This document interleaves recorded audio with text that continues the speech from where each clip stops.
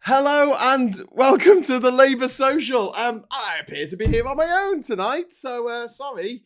I'd got a bottle of prosecco as well to celebrate because we're now earning £250 a week off advertising. Yay! Hang on, that's the wrong glass.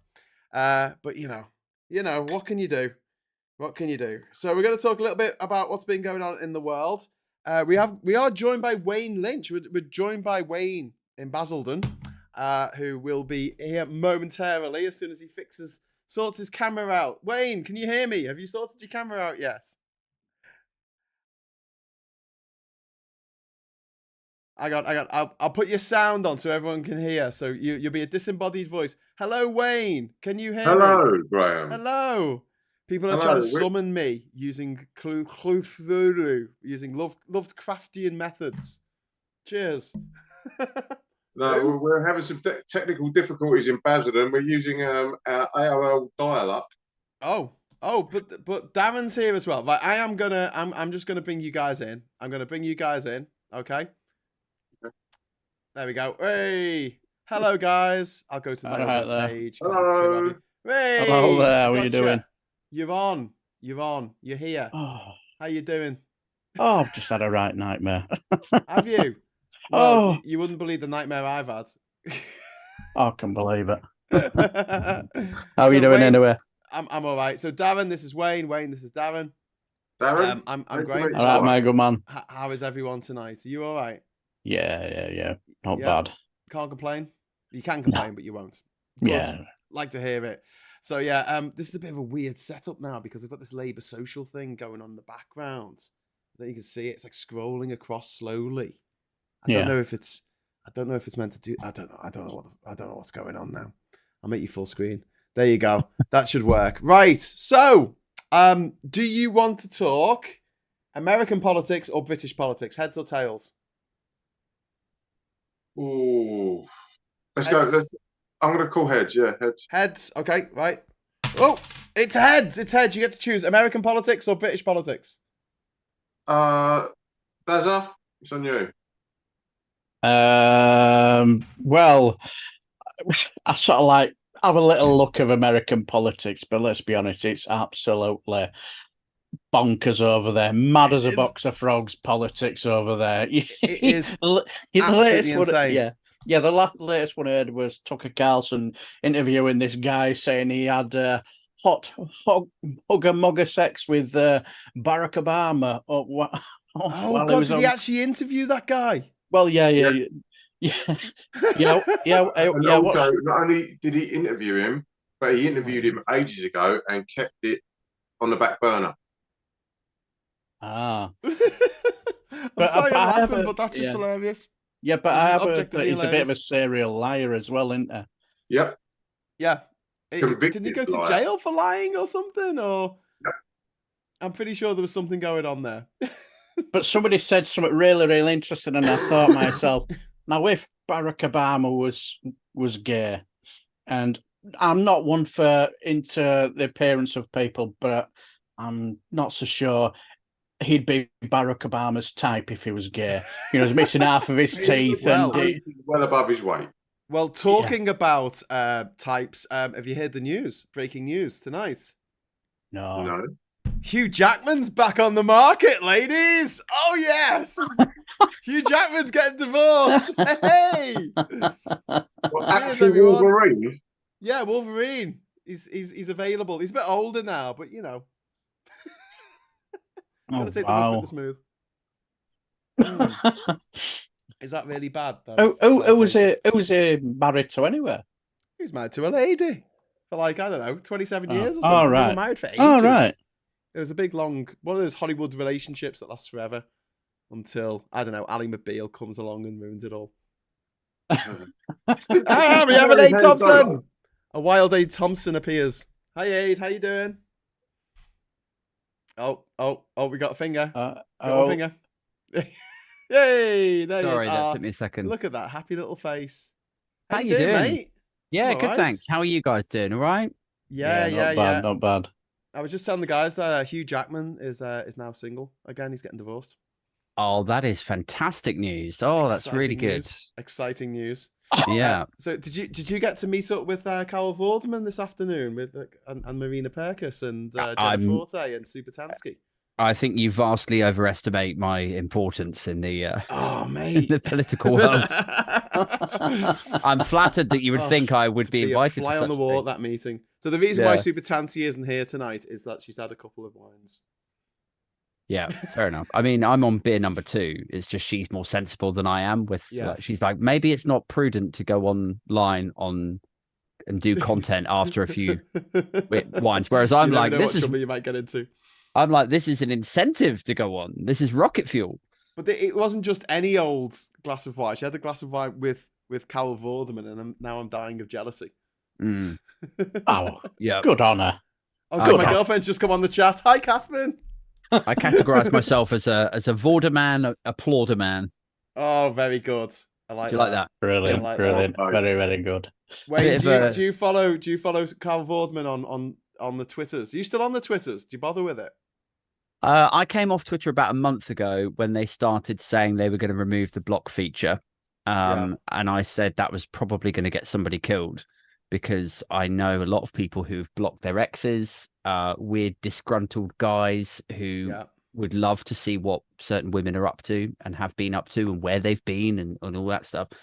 And then they haven't rolled it out. So then the last couple of days I've been like, well, it's been a month. So I guess I can go back on there and this is going to make me sound like I've got no principles at all, but like I've got TikTok and Twitter to put out my content on. Everything else, I'm like, it's small potatoes. And so if I just cut off my lifelines like that, I'm fucked. So I'm like, as long as they haven't brought down the block feature, then I'm okay for a little bit. But if they do start removing that, I'll fuck it off. Are you still on it, Wayne? Yeah, but I've not really been using it as much because it's just become a bit of a cesspit. Like, more so. Anything you put on there, you'll get like 2 comments, and they'll both be like, you ginger beardy glasses bald person bastard, and you're like, what? Where'd that come from? No, it used to be a laugh, and then nice day. It's just turned into this kind of like this weird feedback loop where you only see like a certain amount of people, and you do the old doom scroll, but you could leave it for 12 hours and see the same tweets that you went on 12 hours ago. So what's the point? I think it's definitely deteriorated, like technology wise. The feed is terrible now. Yeah. Also, I think there's been an exodus of people I used to follow. Like I basically post links on it now. Anymore, is he? I don't put like when I'm writing a thread about something, when I'm having a rant about something, I'll do that on Threads now or put something on Blue Sky. On Twitter, like that's where I've got a very modest following. So I'll put a link up to stuff. But I feel like there's a lot of people like that who are like, I'm going to move my actual content onto the other platforms. And so now what you get on Twitter is a sort of a weird, desolate thing of like where the higher quality stuff is not there. And you either get a static sort of hate loop, or you get loads of people with like paid blue ticks who've risen up the top of the feed talking absolute fucking nonsense, which is again like low quality. So what I don't get is you can have this this block feature that they're flirting with getting rid of, and you can have this kind of like, oh, it's free speech and all this caper, but then you can have full on hardcore porn. Yes. I don't get it. That's so bizarre. Yeah. None of the platform allows that, do they? I don't think Instagram or Facebook or anything like that. Or especially YouTube, anything like that, it just gets taken off straight away, doesn't it? Yeah. And Twitter's like that, but it's fine. Yeah. Maybe that's why Elon Musk wanted it so badly that he was willing to lose his entire fortune. Conspiracy. Maybe that's why he called it X. Oh. There you go. There you go. A place to go for bears. Single X. Yeah. But yeah, so we were just talking about America. We flicked a coin to decide whether we're going to talk about British politics or American politics. So we're going to talk about American politics because it's mad. And we were just talking about this guy who has, first of all, said he had some hot sex with Barack Obama.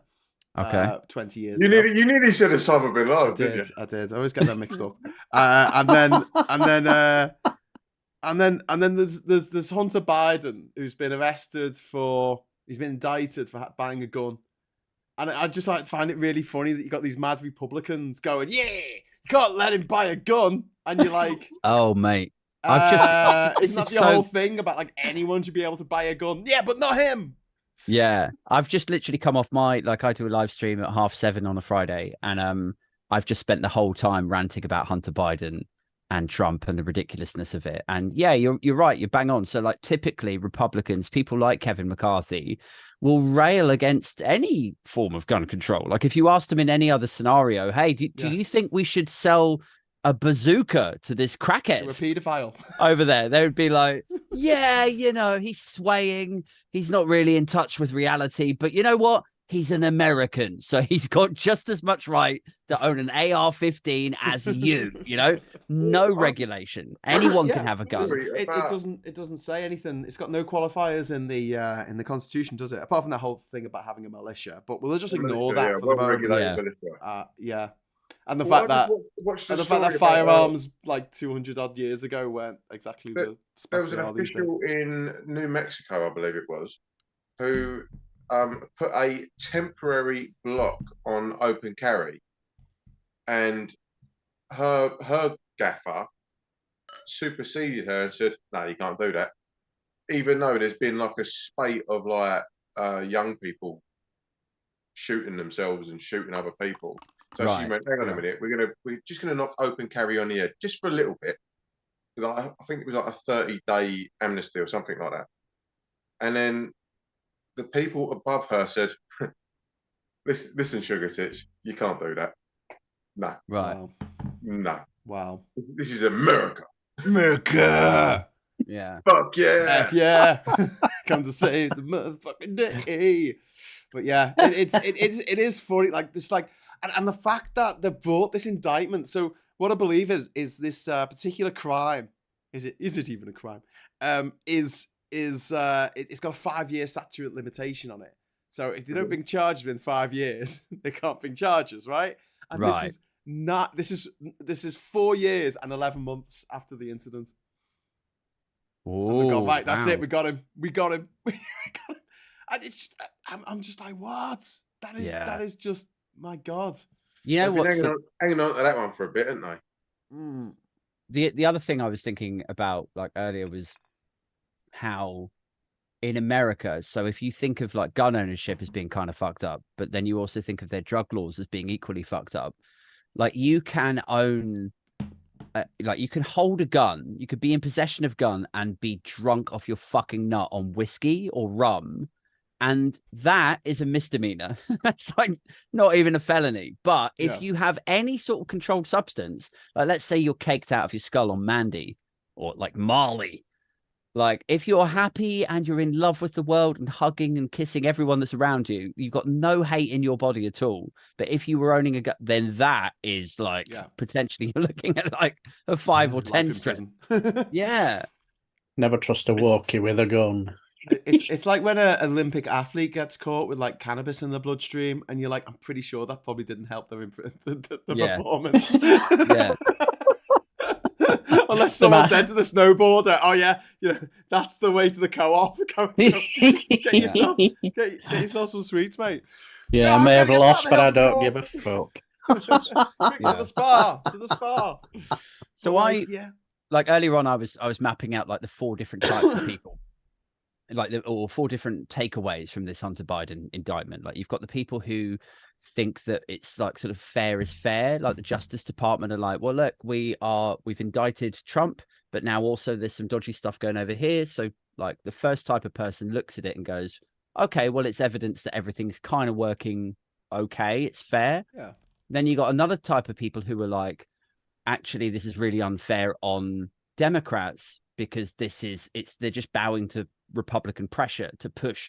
You've got to investigate him. You've got to look into him. And finally, begrudgingly, they are doing that. So it's not fair. Then you got this third group of people who think it's it's a pantomime where the left are investigating one of their own to make it appear as though they're fair. But actually it's just like a sort of little hobby for them to make it appear that way, when really their passion is to go after Trump. And I'm like, which one, like, out of you guys, like, where do you sit? Where do you think it is coming from? Well, yeah. Go on, Wayne. What were you going to say? I was going to say, I make you right. It is pantomime, and it is it's comical in the sense of they've left it till the very last minute of this statute of limitations to actually do something about it. And the other pantomime thing is, Hunter Biden has no power. He's never been in government. He's clearly a fuck up. So just leave him alone. But I mean, the thing is, he did lose his brother, and I know that really messed him up, and I understand that. Do you know what I mean? Yeah. And there's someone in the chat here saying that. Oh, hello, Wayne. You're there twice, mate. We've got another Wayne. Wayne too. I'm doing that one. Right, I'm going to shut this one down. All right. Like musical Zoom here. Hey! Take you back to the days when we used to have COVID. Oh no, we still do. Someone just said in the chat that the NRA is supporting him. Which is kind of cool. Yeah, it's a bit of a sort of flip reverse, isn't it? Because normally they're aligned with the Republicans, so it's interesting to see them back up somebody from the other side, as it were. Yeah. But yeah, so like, just to go back to your point there, yeah, like they've, like, Hunter Biden and his dad have had. I mean, I know to a lot of people you. Oh man, now I can't hear anyone. Oh no! Oh dear. Wayne, come back. There we go. I was just going to say, like, I don't think, like, to some people they would look at them as they inhabit a sort of gilded existence. They live in a life of privilege, but they've also had a lot of challenges. Like, you're right, like his brother died. I think did Joe Biden's first wife die in a car accident or something? Yes. Many moons ago. And I think his kid as well at the same time. Yeah. It was pretty horrific. Like, they've had a rough fucking ride. And yeah, I get it as well. I think if something that tragic happened so suddenly to me, I think it would probably send me a bit doolally as well. In fact, it wouldn't even take that much. Like, if I just got divorced. Here's the crazy thing, Aid. So the actual law that he's supposed to have broken is buying a gun for a few days, which he never fired, he never loaded, just got rid of it. And then the problem was that he was a drug addict at the time of the crime. Yeah. Oh, how do you prove that? How do you prove that? That's all up to him, isn't it? So he can't take a stand and say. He can't self-incriminate under American law. Okay. I would then say that maybe he was arrested for a drug offence, and that was why he was classed as a drug addict. So then, by virtue of that conviction, he's not allowed to buy a gun, but he still managed to buy a gun, and that's what. Was he arrested? Was he arrested back in 2018? Well, then how do you qualify someone as a drug addict without them saying yes, I was addicted? Otherwise, I'm a drug user, and that's a different thing. And there's actually no law against. No, but that's what I'm saying. He may have been arrested, and then being given that label, and that's why this has come out.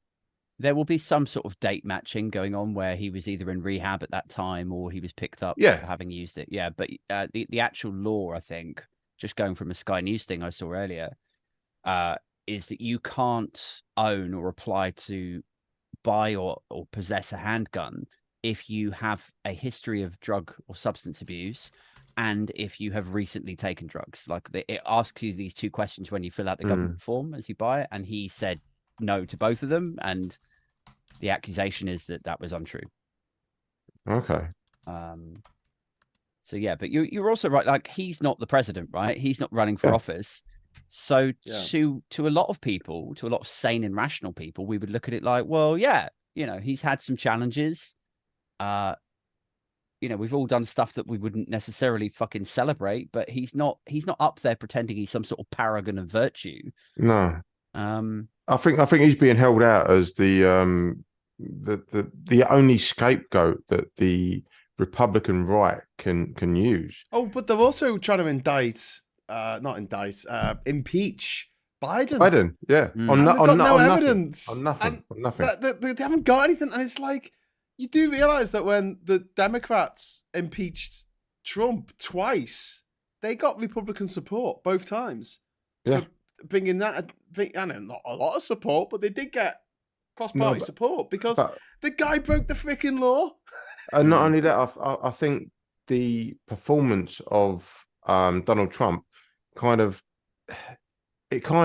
poured scorn on the whole Republican Party, and they were like the old school Republicans, like the proper sort of like career politicians, were like, we can't have this geezer just coming in as a disruptor, making us all look mugs. Yeah, and you know he's nicking our pocket money, lads. You know what I mean? We've got to get rid of this fucking geezer. But then you had the sycophants that was like your Chris Christie. Look at Chris Christie. He could not be more flip-floppy.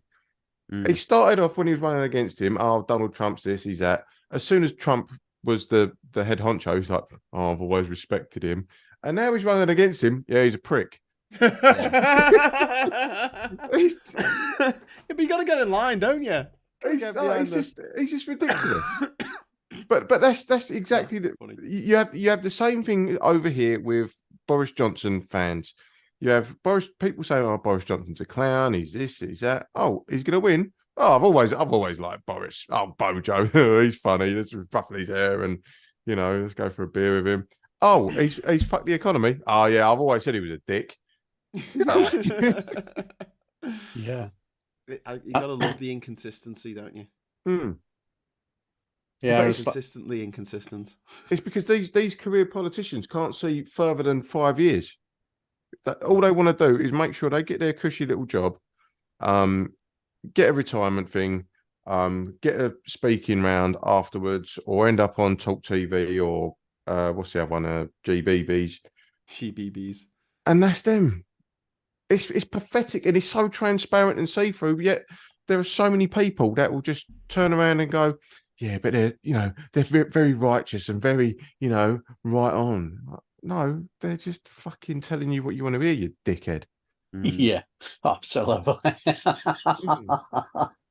Oh, so that's like it just kind of reminds me of months ago when I was able to do it. I used to go up and down the country, watch my football club, and a lot of the times I'd just earwig, and a lot of the times I'd talk some utter rollicks politically on coach going down, and and I can feel my wife grabbing my hand, looking at me. Shut up! Don't say anything. And I went, you think, and I'll just look at it as if to say, you honestly think I'm going to argue with these idiots? You've no chance. I said, it's because banging my head against a brick wall would just do more damage to my health than theirs. So, Darren, tell me, I know you must have done this. Before as you was getting off the coach, you would turn and look at these people and say a little truth bomb, and then just get off and walk away. just roll that hand grenade down the aisle. Yeah, I think I probably will have done. Just can't help yourself, And then, and as they're all like having a tear up of each other, you're just standing at the side like that. Yeah. Yeah. Oh, I can't remember what they used to talk about. It's been a while since I've been on a weird day. I remember must have been about 25 years ago, coming home on the coach from Glastonbury, and as we were sitting there waiting to go, there's some guy on the coach loudly talking about like how climate change was a hoax. This was back in like 1997. Do you know what I mean? It's like, oh mate. And at the time, I remember just thinking, like, you're one of these kind of braying people who talk in a really loud voice. Whoa, man, you see the thing? Yes, they want everyone on the bus to hear what they're saying.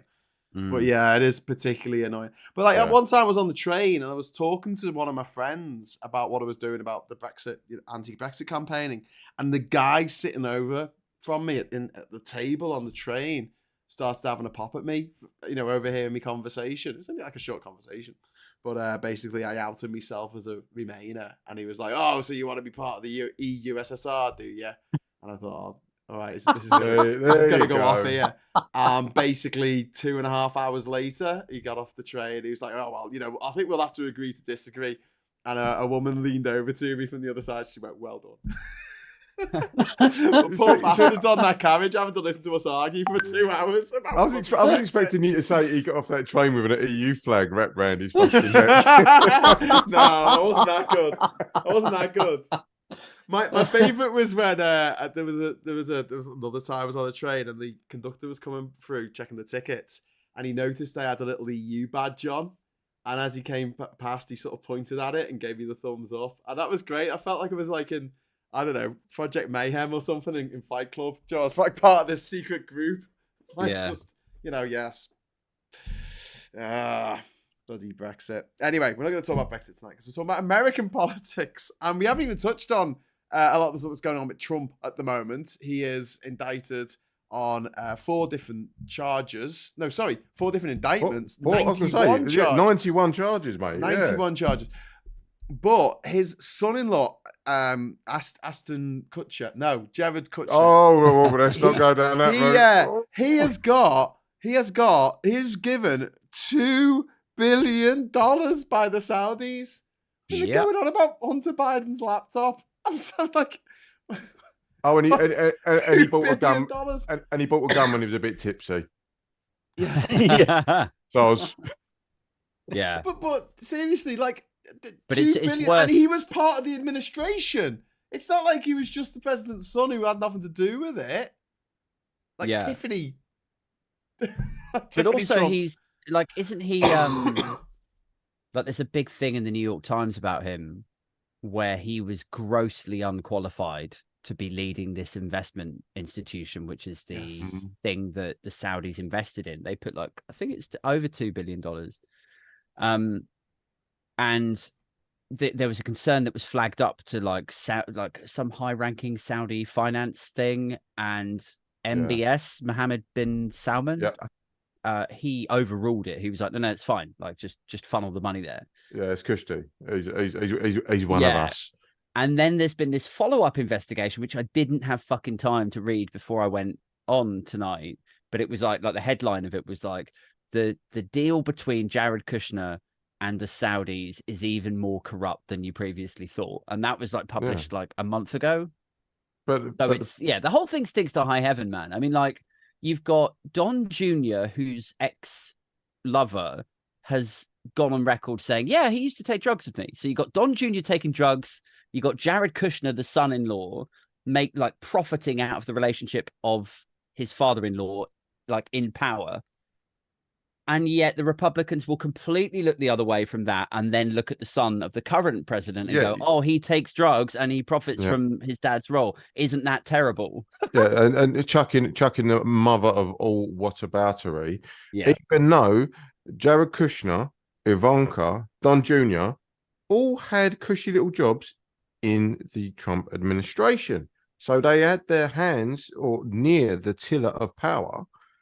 Yet Hunter Biden's just a fuck up who takes videos of himself driving a Porsche at like 100 miles an hour down Nevada highways, and he's the wrong one. Yeah. Yeah, these people are actually in the White House, actually have influence, and are taking money from these corrupt regimes. But no. Look over here. Look over here at the fuck up who's got no power whatsoever. Yeah. It's the height of hypocrisy. But this is the problem that we have with the media in itself, and it kind of feeds back into the whole Labour movement.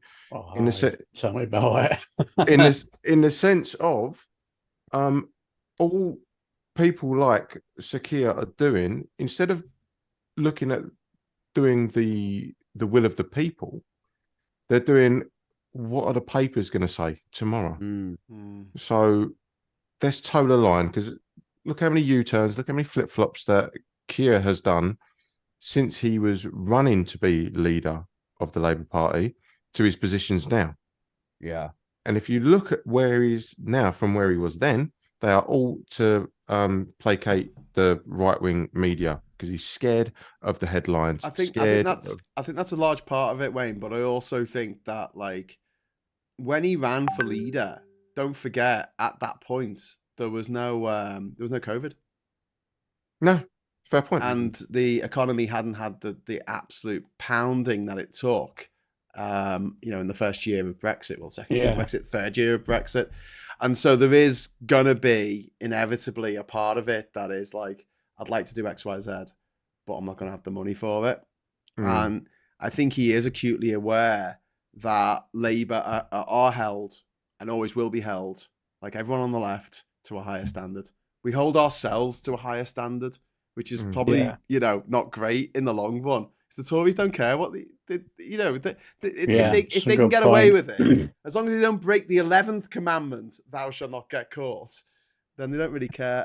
Before we go on, just a big shout out to Jeff Thorpe there in the chat. He's dropped £5 as the super chat fund. Thank you very much. Just a bit of Iranian politics. Can you say women, life, freedom in support of the brave Iranian women 1 year after Masha Amini, who was the she was the young woman who was murdered, wasn't she? Yeah. In Iran, and yeah, I've got to say, one of my, if not my favorite country while I was traveling around the world was Iran. The people there were absolutely incredible. The most beautiful, kindest, sweetest people you would ever hope to meet. The government is absolutely fucking awful. Yeah. And it's something I learned very early on in my travels. You can't judge people by their government. The government, you yeah. really can't. I don't want anyone judging me by Boris Johnson and Liz Truss. Oh, why did you have to say her name, you dickhead? Lettuce so well. The woman who lost to the lettuce. Oh, tell me about it. Yeah, the woman who, when our economy was going tits up, she went, "Hold my beer." Yeah, well done. Yeah. Yeah, and it was all the fault the woke bankers. The woke bankers. Did you hear about the woke bankers? Bloody woke. I always remember that on her last PMQ, she says, "I'm a fighter, not a quitter." Then next day she resigned. Yeah. I liked it when Penny Mordaunt was in Parliament doing Prime Minister's questions because she wouldn't do it. And she went, "She's not hiding under a table or anything." And as soon as she said it, you knew that she was actually hiding under a table. Like they got into the room and they've gone, "Liz, you need to come out. It's time for Prime Minister's questions." She says, "I don't want to." But that was the precursor to Nadine Dorries, wasn't it? Yeah. It was like I'm not going to quit. Oh, I'll quit. And Nadine Dorries went, "I'll quit, but I'm going to hang on for a bit." Yeah. Hang on for a bit longer. when I'm ready. When I'm good and ready. Exactly. But it's just the weird bunch. But they, like I say, on the left, we tend to hold ourselves to a much higher standard, to our detriment. I think a lot of people on the left suffer from imposter syndrome. They never think they're good enough. They never think that whereas the Tories don't have that. Like Boris Johnson is the absolute epitome of the opposite of imposter syndrome. He just thinks he's brilliant at everything he does. Yeah. Like Mr. fucking Ben, when he goes into, he puts on a hat and he becomes like, a builder, or he becomes like a cowboy, or he becomes like a nice or something. He's like, I think it's just Tory ego though. You know, they can't seem to be wrong. They can't put their hands up. Look, if you drop a bollock, just put your hands up and say, "Yeah, do you know what? I've dropped a bollock here." Yeah. People will understand, won't they? Yeah. And if you have any integrity, people will look at you and go, "Do you know what? Fair play. You went wrong. You held your hands up. Cushy." But when you get the likes of Dorries and fucking that other Lizzie silly bollocks, when you get the likes of them, like just going, "I'm not having it. No, I'm literally bulletproof." Yeah. It makes them look so ridiculous. And then we, as you say, like on the left or in the Labour side of things, say we got it wrong and we admit it. The right wing media will punish you forever and a day for it. Yeah. So how can you have these two conflicting narratives when it comes to the political agenda of this country, and yet when you highlight one and say, look, these people are being silly, they got it wrong, and they will not admit it, you've got so many people going, well, yeah, well, they might have got it wrong, but they're still good. But then on the other hand, you got people that get it completely wrong and say they've got it wrong. See, they're all scum, they're shit, rubbish. Yeah. Yeah. But that argument that they're all the same is a big problem. It's a big problem because they're not. I mean, the difference in corruption between Labour and the Conservatives is insane. People were saying that Jonathan Reynolds, the business secretary, was the shadow business secretary, was corrupt for going to Glastonbury, and I'm like, okay, because that one of those tickets, he had the fancy camping, so it was a couple of grand, and I'm like, you do realise that our government is currently negotiating a trade agreement worth billions with India, and one of the biggest companies in India is Infosys, which continues to trade with Russia, by the way. And any ideas of which power couple in the UK have over £500 million worth of shares in Infosys? I don't understand the premise of your question, Graham. Sorry. Is it I don't like the Beckhams? framing. It's not the Beckhams. No, different It's not power the Beckhams. couple. Okay, all right. Maybe slightly more powerful. Maybe the Prime Minister and his fucking wife. I was going to go with Joe Swash and Stacey What's-Her-Chop. Oh, you clever bastard. I'm just about No. this on the tip of my tongue. But yeah, I mean, so it's like from one extreme to the other, and people go, oh, no, it's all the same. And it's like, it is the equivalent of someone saying, you got a parking fine. That is the equivalent of being a serial killer. And you're like, I'm pretty sure it's not. And they go, yep, they're both against the law. And I'm like, yeah. But it's also like the parallel is frustrating, because if a Labour politician takes a hospitality package from a donor or prospective donor for £2,000 to go to Glastonbury, I would say, okay, look, is like, as long as it's declared, as long as it's written down, fine. It's all right. I don't care. Get the money. It's just a free ticket. What Did winds you get a free people ticket up? to Glastonbury this year, Aid? Yeah, I did. You dirty corporate bastard! How dare you? I didn't get to meet Carol fucking Vorderman, but I did get to go to Glastonbury. But I it's bought when my they ticket, mate. I bought it.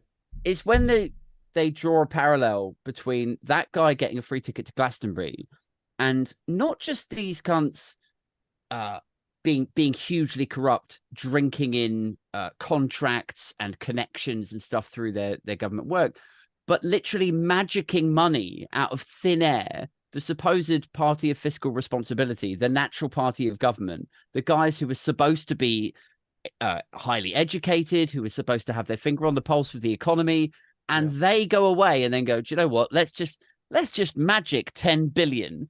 Give it to this limited company that was just set up yesterday with no prior experience of industry X or Y.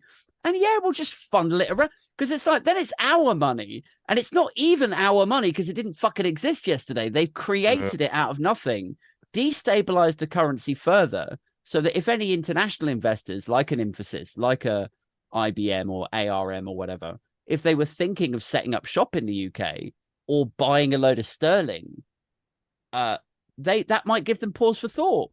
So if you're thinking about like, who's the natural party of government or the party of fiscal responsibility, and you've got these clowns in the treasury going, we'll just magic another 10 billion.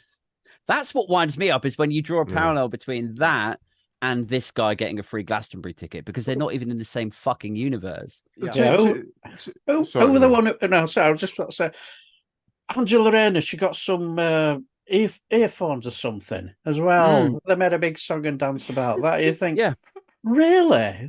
Oh my God. They will do anything. They will drag any slight, minuscule, vaguely related, distant cousin of corruption. And it's like Graham says, they hold Labour, they hold the left to a much, much higher standard, so that then they can draw that parallel and they can say, well, look, they're just as bad as us. You may stay with us. Like, to your point, Adrian, like this shows the parallels between the right-wing media over here and the right-wing media in America, in the sense of they will find anything on anyone and say, aha, but you see he's doing that over there. It's like, well, it's not really the equivalent. But just to sort of circle back to your other point about, you know, these companies that just get set up overnight. You can imagine that they're all sat there in a bar with their pals, right?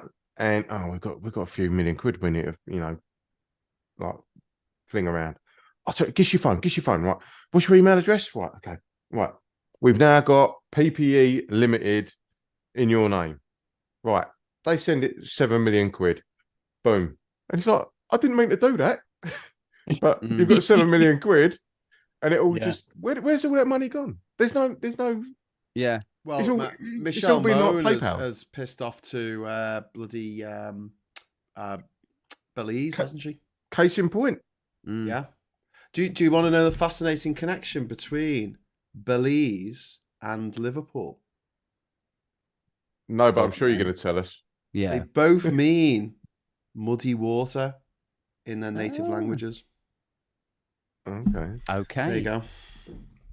This has been educational. Thank you. Yeah, there you go. Yeah. So now you know. And that's been the Labour Social, everyone. Thank you for joining us. Thank you for joining us.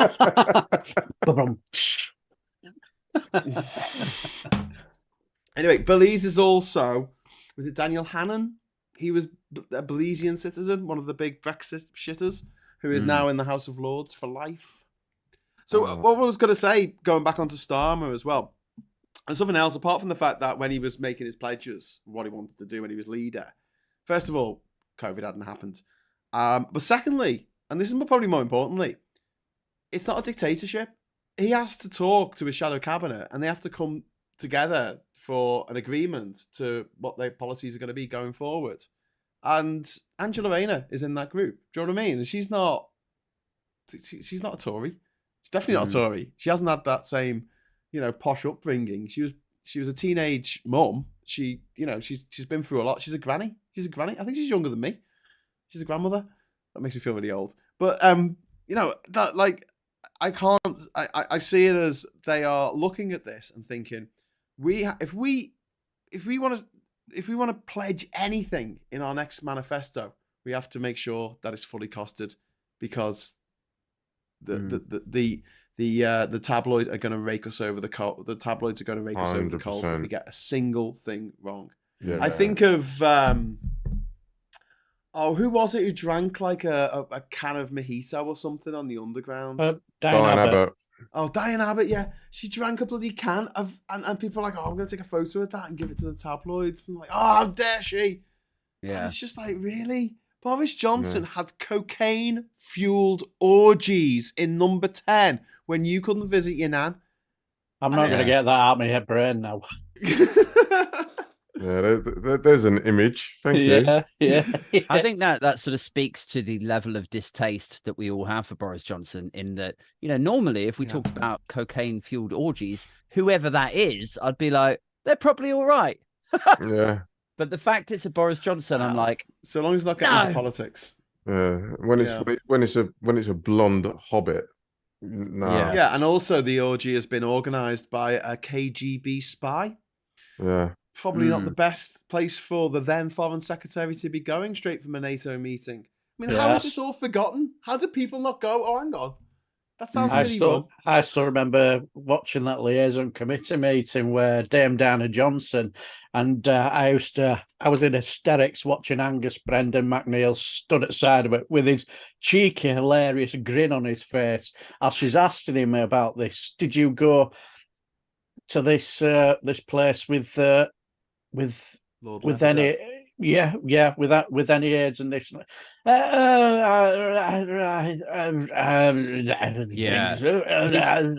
His then responses... Meg Hellier, she carried on with it. She ran with it. And can you is that when his lawyer gave him a bit of paper and said, shut the fuck up? Yes, shut the fuck up. Stop fucking talking.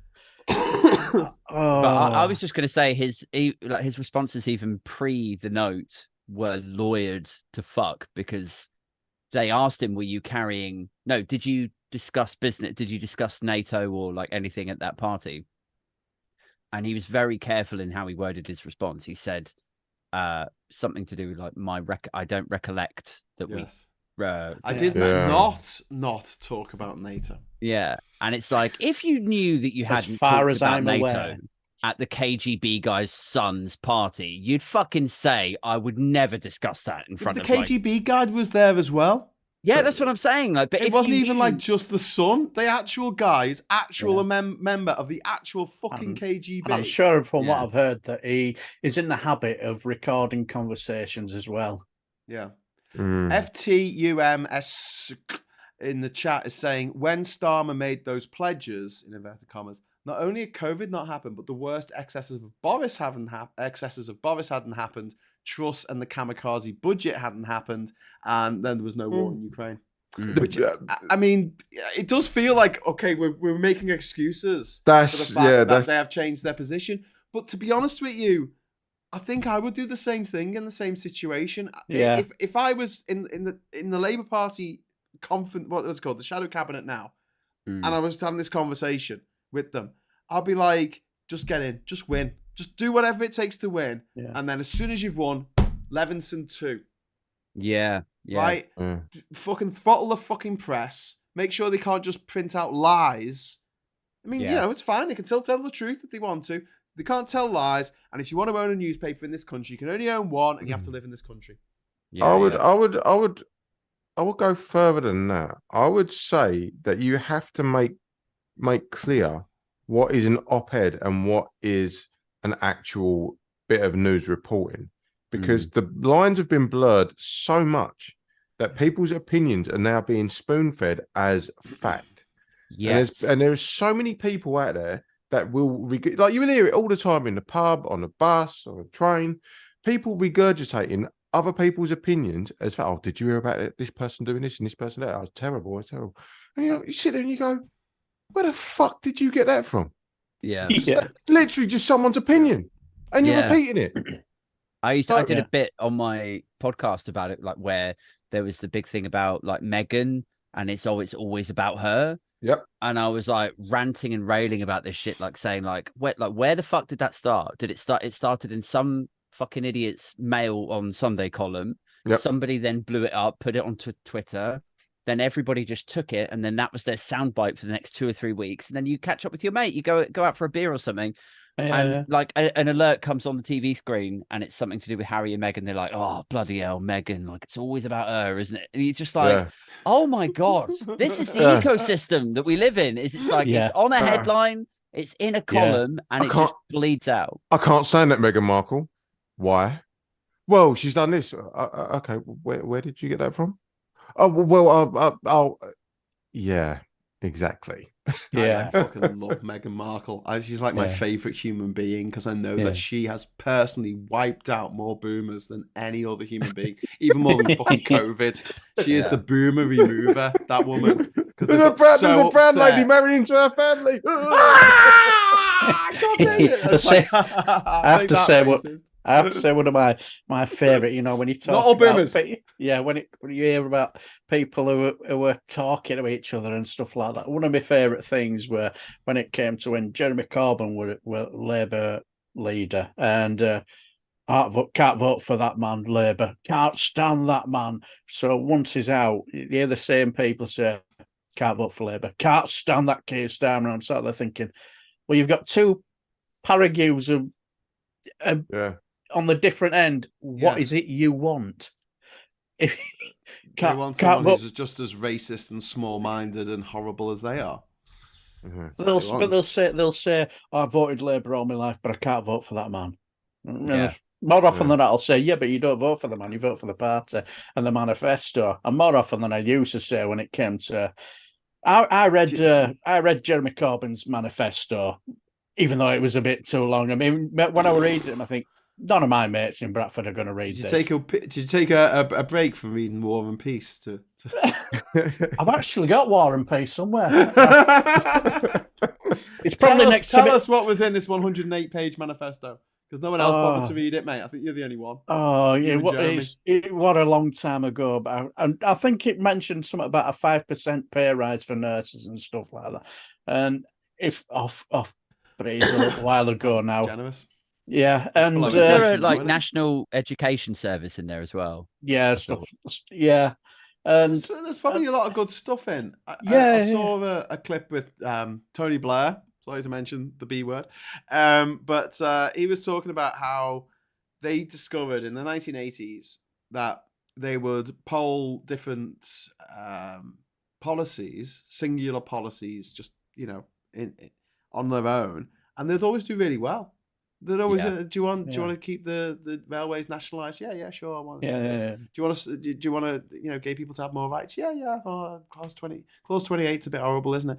But then actually, when you put them all together in a manifesto, people went, "Oh, I don't want that," and they realised that, and that's how they won so magnificently in 1997. And it's something that we hear a lot about the Corbyn manifestos of 2017, 2019. First of all, the 17 one was a bloody...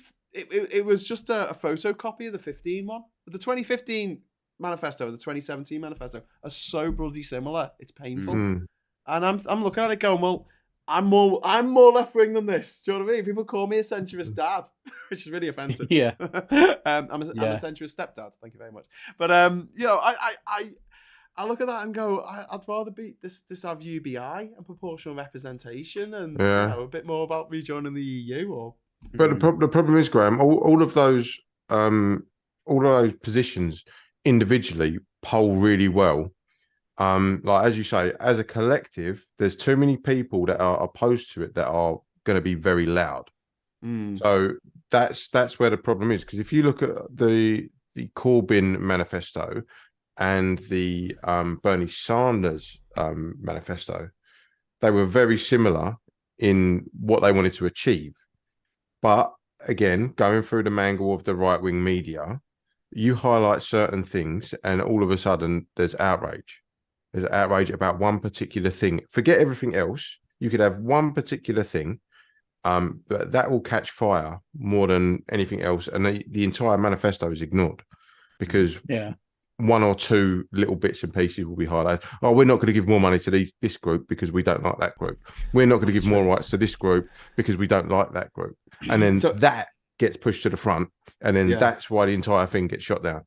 You're right. And also, that happened in 2019 when everyone started going about the broadband bit. Like everyone got free broadband. What, you want to give free broadband to billionaires? Yeah. But that wasn't in the manifesto. So it's a shame thing. It's like, but can we talk about the manifesto? No. We're going to make something up that might happen, might not happen. Is that in the manifesto? No. But when you look at the altruistic point of that, it's like we want to give like some person in the Outer Hebrides broadband. Oh no, we don't want to do that. It's going to cost too much money. That's terrible. Just for what? For one person. But we have this thing called the Royal Mail, where you pay, like, I don't know how much a stamp is now. I think it's £1 or something. But you pay £1, and that stamp will take your letter to the Outer Hebrides, and it will take it to Central London at the same time. Right? That's the whole point of these sort of social mechanisms that we have. When you look at it holistically like that, it looks great. But when you bring it down to the microcosm, what, we're going to pay all that money to send it to that one person? That's terrible. We ain't doing that. Scrap the whole fucking thing. And unfortunately, that's the reality that we're living in at the minute. There's a fantastic comment on the chat from Craig who says, in the end, do you think a toolmaker's son whose professional life includes lots of fighting for the little guy is more likely to have your back than a banker who bet on you losing your house, which is what Rishi Sunak did to make all his money? Yeah, exactly. That's a fucking great point. Great point. That is a fantastic point. Yeah. And I mean, Keir Starmer has had that life experience, and he not only stuck up for the McLibel, the people on trial for McLibel in the 1990s who were sued by McDonald's for giving out leaflets outside saying they were cutting down the rainforests and being horrible. And it turned out they were cutting down the rainforests and being horrible. Who knew? And he gave his time free to help them and to advise them. And also, he spent a lot of time traveling the world and getting people off the death penalty. Or at least, getting their sentences reduced to not being put to death. He's done that quite often, hasn't he? Giving his time for free. Yeah, as a lawyer. To help people. Yeah. And the Tories try and spin this and say, oh, he's a lefty lawyer. And you think at least he's done something else apart from be school prefect, be head of Yeah. the junior common room at Oxford or whatever, and then go into journalism because Daddy owns a newspaper and he can write a column and just make stuff up like what Boris Johnson did in the 90s, and then you just get a cushy job as a politician. I've lived in the real world. I would say anyone who says lefty lawyer, call them out and say, what the fuck is a lefty lawyer? Come on, define it. What is a lefty lawyer? It's a do-gooder. It's a do-gooder. It's someone who wants to help refugees, mate. Someone who wants to help humans. Yeah, refugees. Yeah. I mean, a refugee what's an human. arse? I don't know. But Ask Katie Hopkins. She thinks they're cockroaches. So it's even worse than that. Like if you say lefty lawyer, so yes, there's an angle of somebody that wants to help people, but also if you just take it like pan out, like go down to the base level of like the law. There's no such thing as like the left law and the right law. There's just the fucking law. So there if you you've go. got a lawyer There you go. who argues your case and wins that in a court, that's the fucking truth. Like, I know sometimes there's miscarriages of justice. I know sometimes people fuck up, but generally across the board, the law is just the law. Yeah.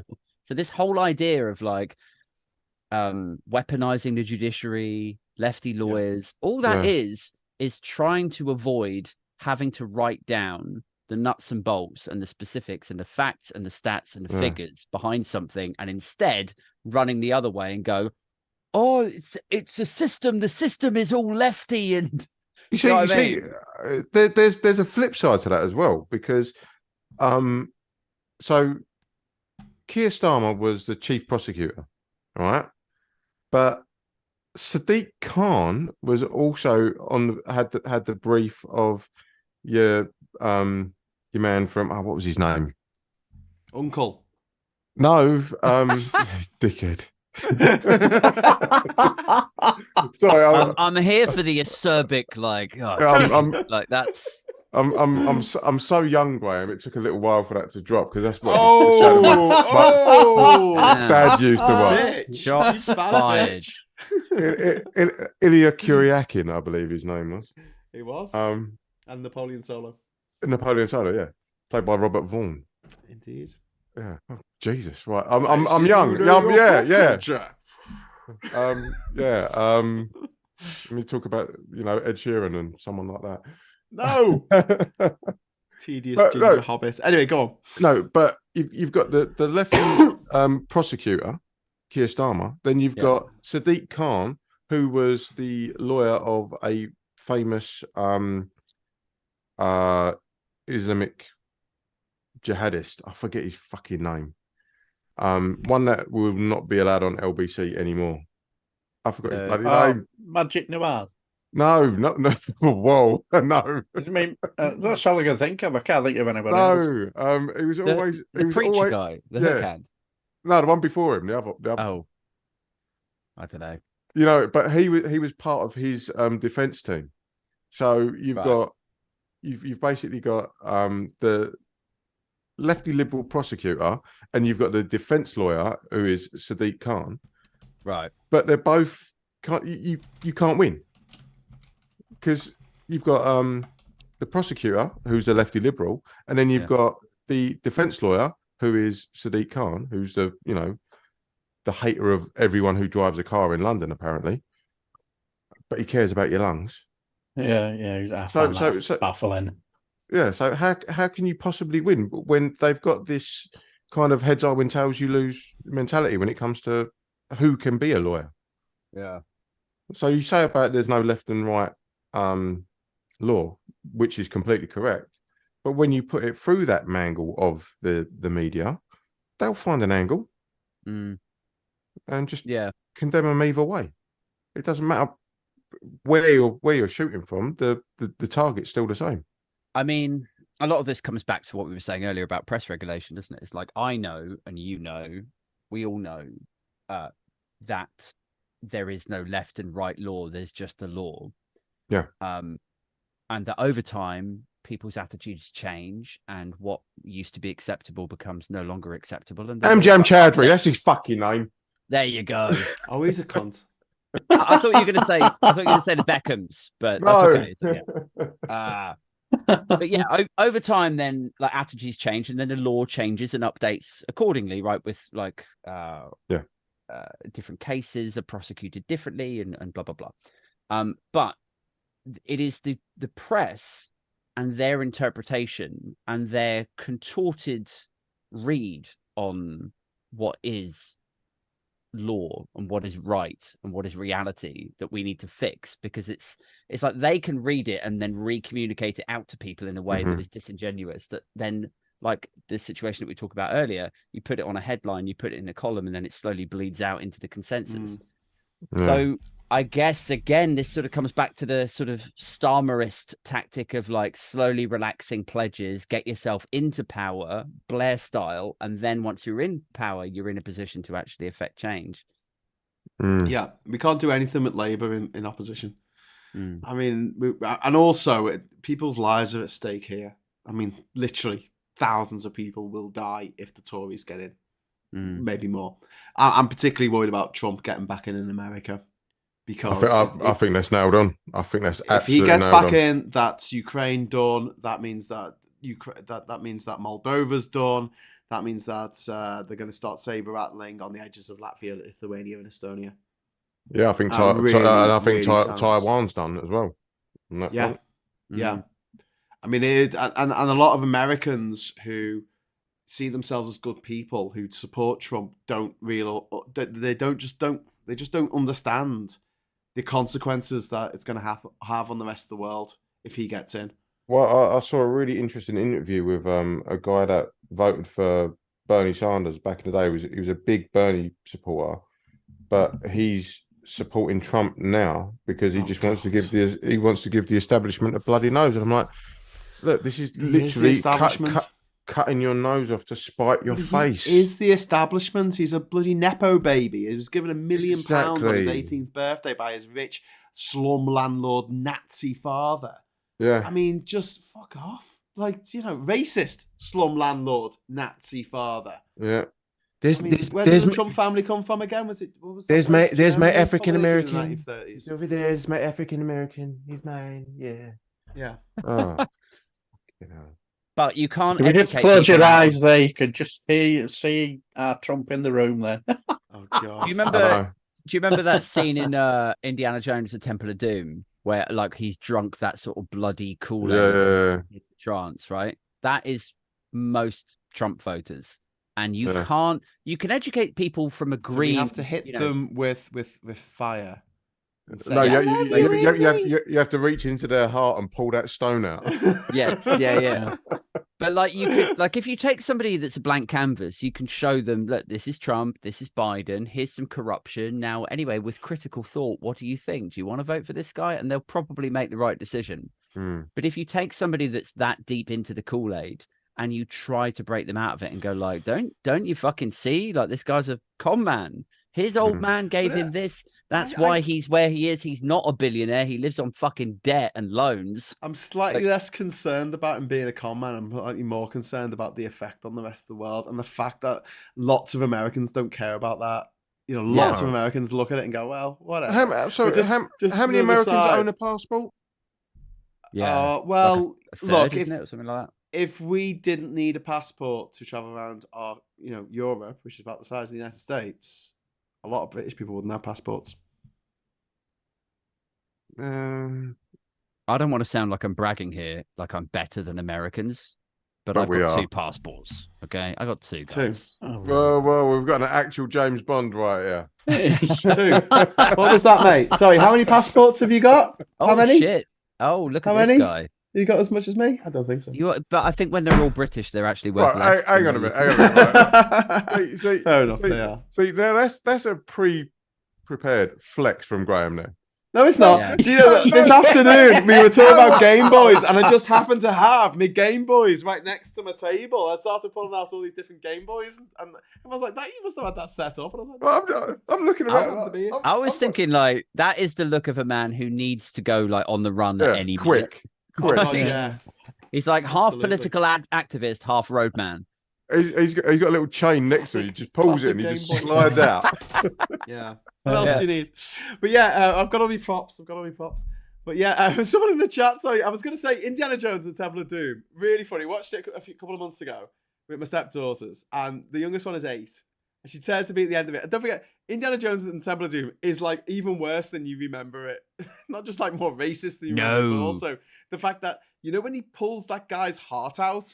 Yeah. Do you remember that bit? Yeah. Yeah. That used to get censored on the British version. It doesn't anymore. You watch it on Disney Plus. It's the American, full version, heart pulling out and everything. Imogen just turned to me at the end of it and just went, "Is that supposed to be a children's movie?" And I'm like, yeah. Yeah. The 80s were dark, man. They Speaking were of that, dark. I never understood, right? Star Wars A New Hope, right, was always a you. Always Yes. you, right?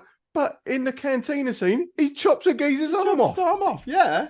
And when he goes, hang on, what about the burning corpses of Aunt Beru and Uncle Beru Owen? and Uncle Burning Owen. freaking corpses. Universal. Anyone can see that. That won't mess them up. Happy nightmares, kids. Yeah.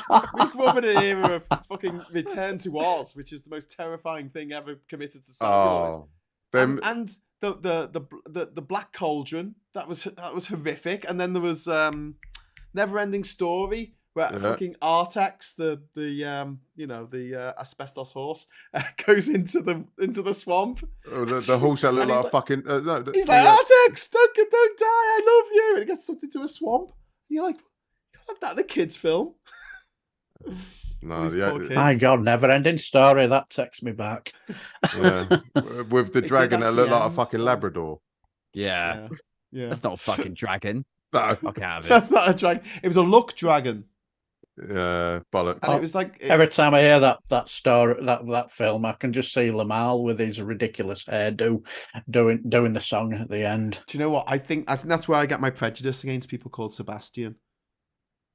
I'm serious. Like, if you you're not going to go to the comp, are you? If your name's Sebastian, are you? Yeah, but It's just to me. be fair, even though the 80s made some really fucked up kids films, they did make some classics.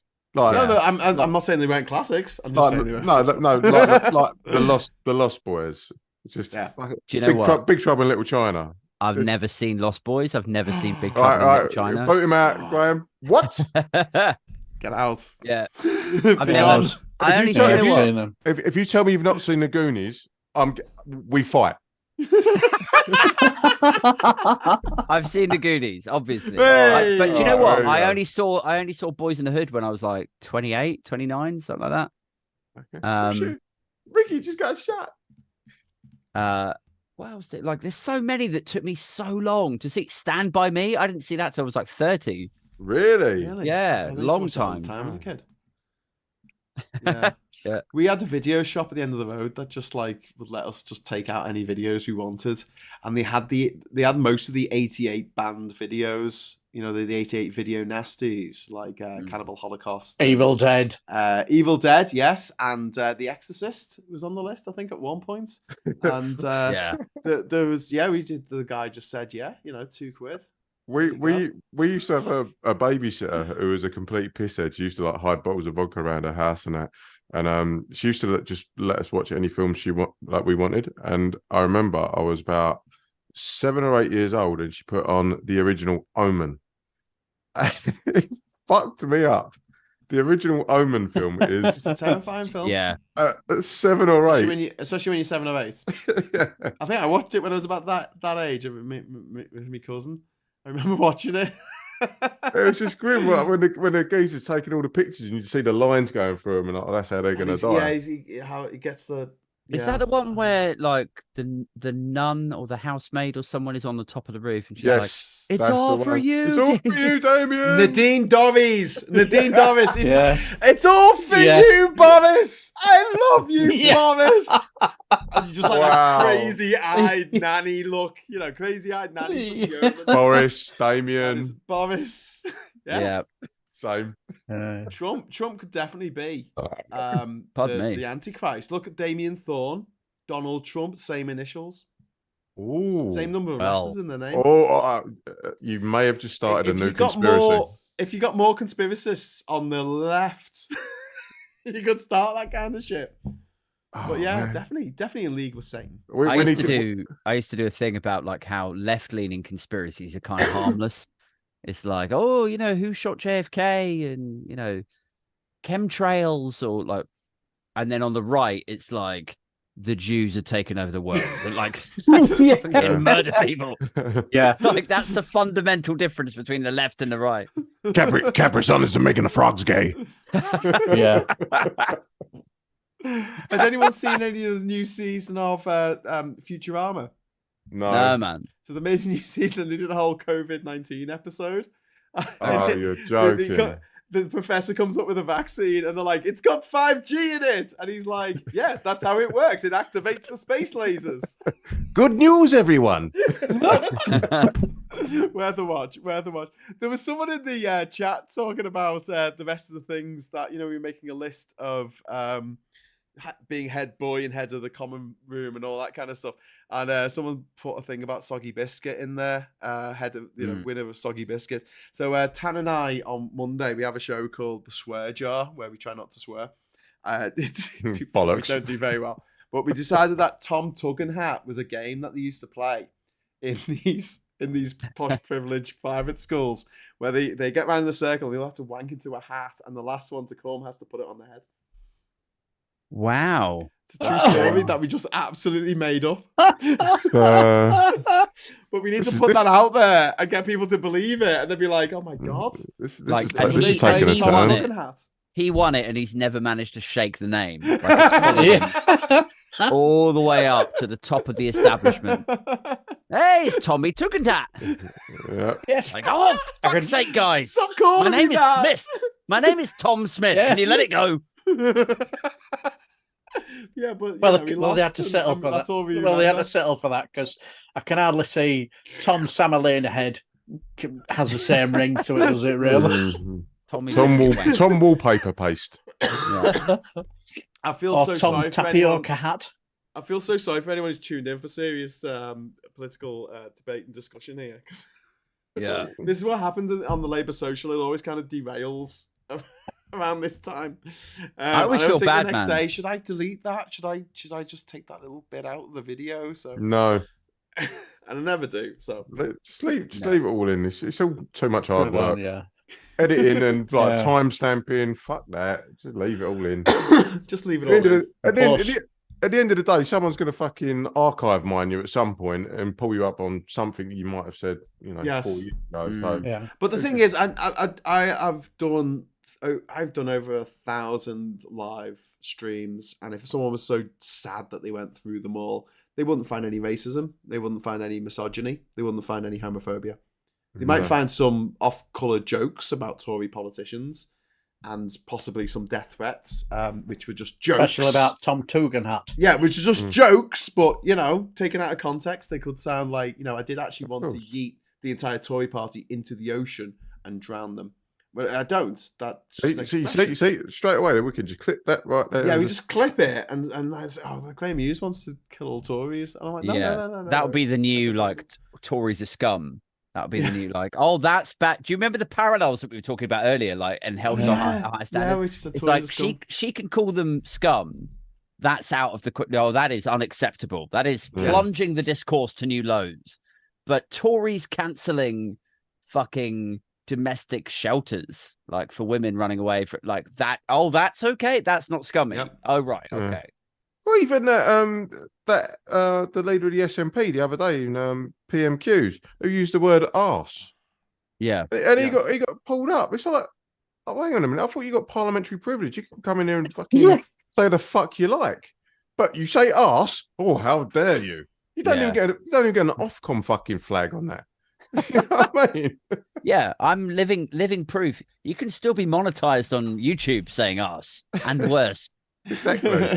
It was funny that he was pulled up on that though. That you can't say arse, and you can't call someone a liar, but you can lie. I'd have thought if you tried to pull somebody up on saying arse, it would ironically result in worse language. Like if I was in the House of Parliament and I said arse, and then they were like, I'm going to have to stop you there. Refrain from the profanity. I'd be like, are you fucking kidding me? Yeah. All right, Linz, sit the fuck down, you prick.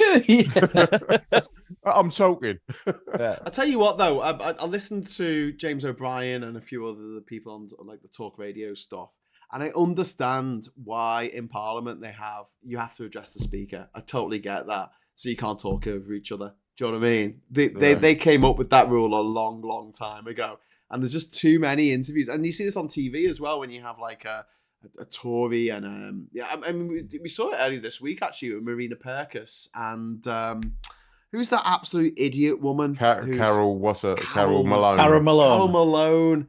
Yeah. And she was just talking over Marina, and then she just went, "I don't want to talk to you," and she's just like, she went, "I'm not going to engage. I'm not going to engage." Yeah, I'm not going to engage. I'm not going to engage now. I'm done talking over you. What a cut! Yeah. But Marina Perkins is an absolute joy to watch. Yeah, she just dismantles absolutely everything and everyone. Yeah, and she's very nice about it as well. Yeah, I always describe her as deadly because she's so like she's articulate, a great communicator, well, like presentable, likable, but just the arguments that she constructs are so perfectly constructed, and then just fucking like what's the word dispatched. There's just I like when she was on Reese Mogg's show. That was a masterclass. I was like, this is great, man. Like this is like watching, and I know she's pretty sort of new to the game, I guess, for want of a better phrase. Yeah. She's not a trained journalist. She's not even like when she was on my show, she talked about how she was only really sort of politicized around the Brexit referendum. So she's not, long in this game. So to see somebody sort of come through and then build up a following and be this honed and crafted at what she does and be that effective is just really inspiring, reassuring. It's I would like, as a massive WWE and wrestling fan, for my sins, I would love a tag team, a Marina, James O'Brien against Judy Hartley-Brewer and Mike Graham. I would love to see that. I would love to see that. What, you mean actual wrestling? Like that? No, actually going to fight? No. verbal wrestling. Oh, okay. Yeah. I mean, like, actual wrestling, I'm not sure how that'd go. Because Judy Hartley-Brewer is a large lady, like as in height. She's a big girl. I tend to find my back getting up a bit when I listen to other radio presenters who don't tackle their callers who are being dickheads. Yeah. James O'Brien will. And how many times do you find yourself screaming at the radio saying push back? Push back. Well, particularly on Thursday when the story broke about Patsy Stevenson getting the payout from the Metropolitan Police. They didn't get an apology, but they got a payout. And Sheila Fogarty had Patsy on the show and the other woman who was arrested with her. And afterwards, there was a guy who rang in and he was like, "I've seen a video online and it showed them that they were anti-mask protesters." And I'm like, what? I'm 100% sure that Patsy was not an anti-mask protester by any stretch of the imagination. They were anti-lockdown protesters and they were causing a ruckus. And I was just listening to this, and Sheila Fogarty just let him talk. And I thought, this guy's committing slander. He's slandering a woman who's done nothing wrong and has been found to do nothing wrong. So the bloody Met Police have given her a payout because they're like, we fucked up there. But and he gets to call up the radio and say, I saw a video on the internet. Do not rule out, and this is going to sound a little bit tinfoil hat, but do not rule out that these are people who have been personally sanctioned, paid for, and told to phone up radio call-ins to defend the Met or like. He sounded like a cop. He sounded like a copper. He really did. It's because like they are the shadiest motherfucking institution. Like if you read this like Spy Cops book about a Metropolitan elite department who were allowed to take the identities and passports of dead babies and then construct identities, form relationships with activist women, move in with them, have kids with them, then disappear off the face of the earth. these women and their kids are traumatized. They're like, I don't know who your dad was. Like, I never fucking found out. Like, he was a cop, and it was all fake. It was all. And then there's the dead baby's family who have got to deal with that. Like, they're so fucking shady. I would not put it past them at all that they've got like a sort of subset department of PR management where they phone, like, when there's a big story, like a Wayne Cousins or the payout. Not all police officers are rapists and murderers, you know. Not all of them are. Yeah. To be fair, the production teams on LBC are very good at weeding people out. There was this one guy that he went by about 3 different names, but you heard his voice, and it was the same voice. And I was like, oh, that's that so and so from wherever. And then he'd come on the next show as something from. Is he the one? Is he the one that James pulled him up on? Yeah.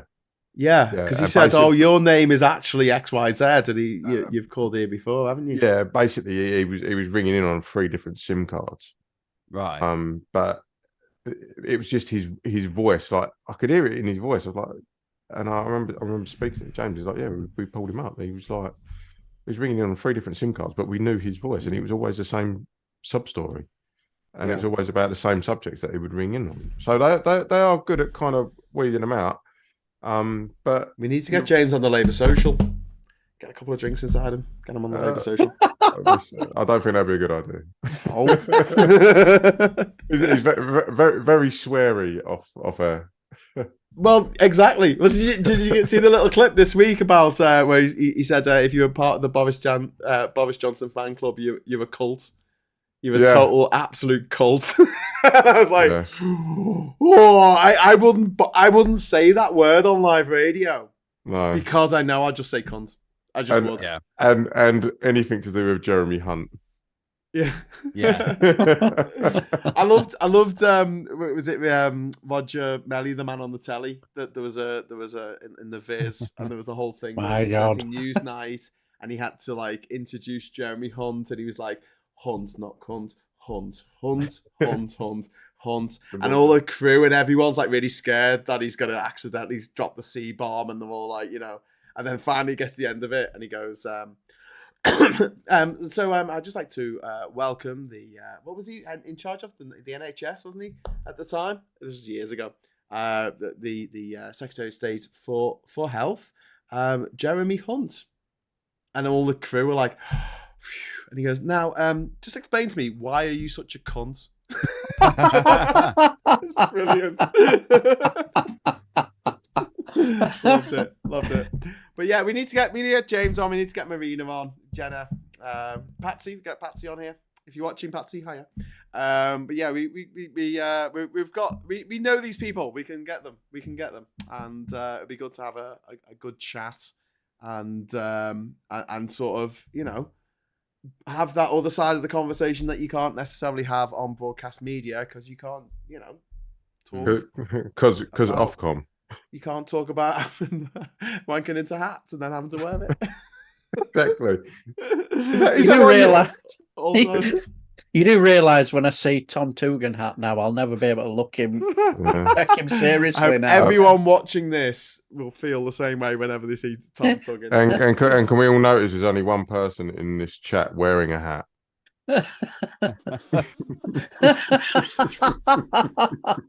I lost, and that's why I have to wear this hat. This is like my cone of shame. For the last 25 years. Don't come off easy, does it? When it goes all crusty. Jez Hunt has put £2 in the super chat. Hashtag not all Jeremy Hunts. Thanks, Jez. You're a legend. So we're gonna wrap it up in a minute. Oh, hang on.